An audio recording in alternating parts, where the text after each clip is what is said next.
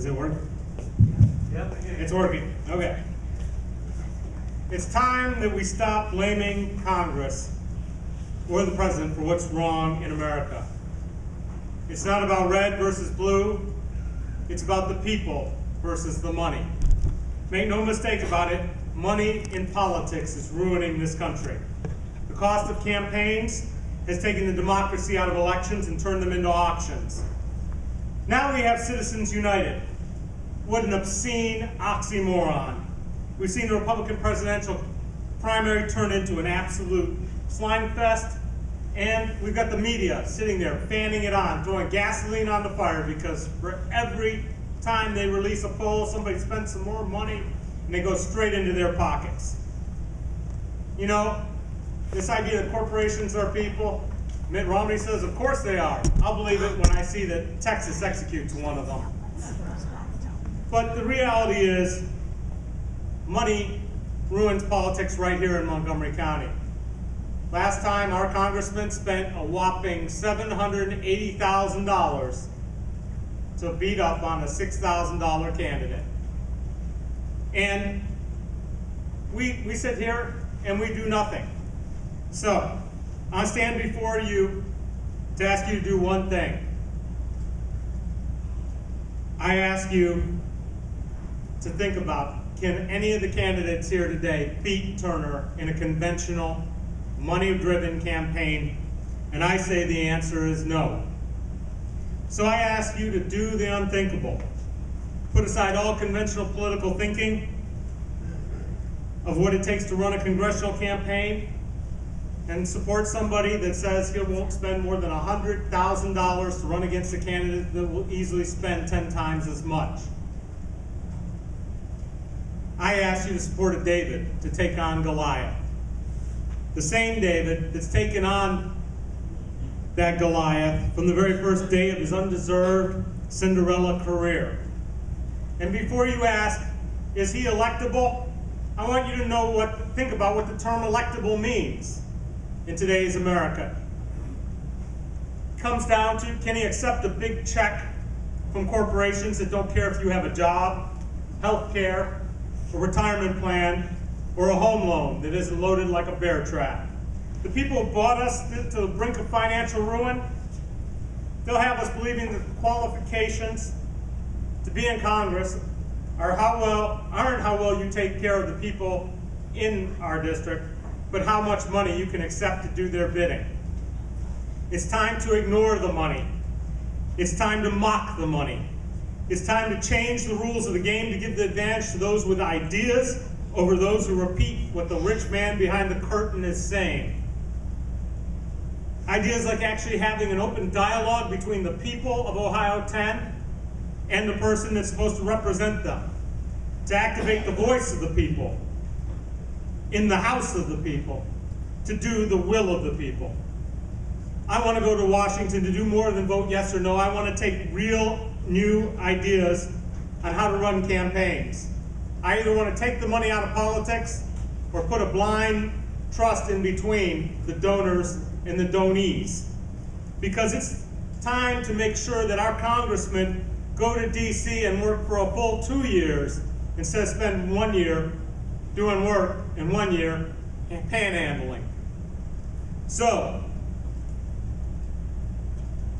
I want to see an America where you get the same health care system our congressmen have. I want to stop pretending that it's okay to go to Congress, a man of slightly above average means, and come out a millionaire, because they all have it. Being elected to Congress is a continuation of public service. I have 4 minutes, thank you. It's an honor to serve. It's not about joining a private club that forgets about the people who brought them there. You shouldn't have to volunteer to go to war just so you can feed your family or get a college education. You shouldn't lose your pension like the Delphi workers, while the company's executives who donated to the politicians get to keep all their money and their perks and their fancy cars and their homes and their stock options. We've seen the financial markets turned into a casino where only the house wins. It's gotten embarrassing. So I've spoken about all these things, but the real difference between me and all the other candidates is I don't just come to talk to you when it's time to have an election.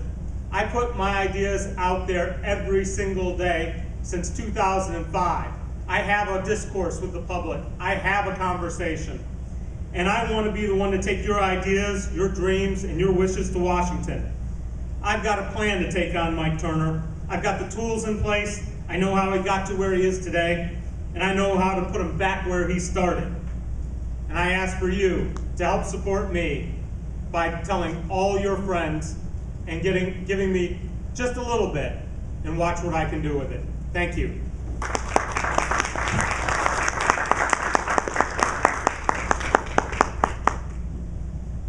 Okay, we'll open it up for 2 questions. Anybody have a question today? Go ahead, Steve. Do you support charter schools? Absolutely not. I think charter schools are the biggest disaster we've seen. What's even more embarrassing is now that we have the state engaged in competing directly with our public schools. A very good friend of mine runs a Dayton Regional STEM school. He was a Dayton Public School principal. He automatically got a huge pay raise to go work in a charter school. Why can't we pay the talent we have to do the job they're doing and doing well, instead of trying to compete with the system? Why don't we start taking the rules away that stop teachers from teaching, that require them to test everybody every other month to no particular avail? I have 2 children.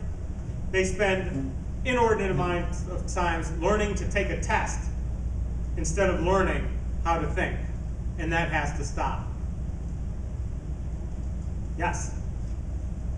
You say that we should get the money out of politics, and I agree with you 1,000%, but how in the world are we going to do it? Well, we have to get the people who are taking the money to vote it out. I can tell you that's the hardest part. Yeah. But Dennis Kucinich has introduced House Bill 100, proposing that we publicly fund elections.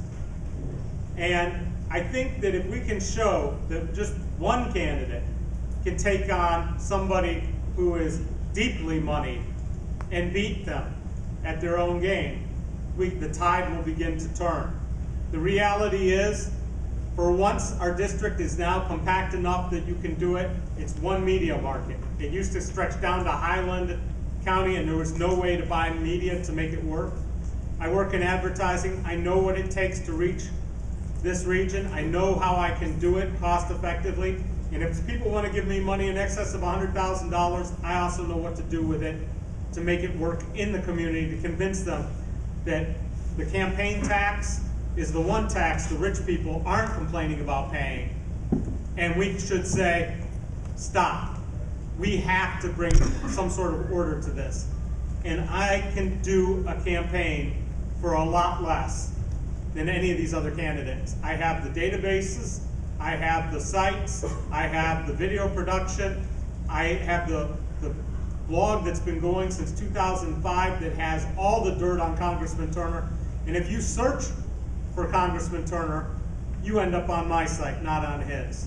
I have a connection with the community that I've been working very hard for a long time to keep up, and I believe that that alone gives me a power to talk outside of those traditional media channels. I understand how to run a database-driven campaign, and I can beat Mike Turner at his own game. So I think doing it is the best way to show how to fix it. And once I get to Washington, they'll never stop hearing about it, because I will bring up every time, what are you voting on? Where'd the money come from? What lobbyist told you to do that? You can't vote on this because you already accepted money from this lobby or for that corporation. It's got to stop. I'll put the NASCAR uniform on them and show who they're doing the bidding for. And I have the power to do that through my blog, that I will keep in contact with you every day. Thank you. Start my little timer. You know, there's some things that were brought up that, I think that need some addressing. One of the things I heard was, the health care issue, and I didn't talk about that. And I am a firm believer that our healthcare system is so broken, it's time to scrap the whole thing. Single payer is the solution. I get my healthcare at the VA, and I can tell you it is better than anything I got when I had private practice coverage. As a small businessman, I've seen my rates go up 40% in 1 year to the point where I used to pay 100% of my employees healthcare, and I cannot do that anymore. It has gotten ridiculous what we're getting. We are not getting health care, we are getting insurance, and that is wrong. So, I am a big supporter of single payer. I don't think the current administration's plan comes anywhere close, and I don't see why any CEO of a health insurance company should make $144 million in a year, or that our federal dollars should be supporting the people at Premier or the people at CareSource who are paying their executives ungodly sums while claiming to be nonprofit. The CEO of Premier makes $4 million a year, so does their president. That's $77,000 per week. Where does the majority of their money come from? It comes from the citizens of the United States through Medicare and Medicaid reimbursements. Now, there's a simple solution, and this is the solution I want to take to Congress to put people back to work. It's time to stop coddling the rich and the corporations and say, as long as you're doing business with the federal government, we're going to throw away the federal acquisition guidelines. And we're going to say, if you pay your CEO more than 35 times what you pay your average U.S. employee, we're not doing business with you. And if you claim you're a nonprofit, 20%. And you can live on $1.75 million if you pay your people $50,000 each a year. So let's get real and let's stop coddling the rich. Thank you very much.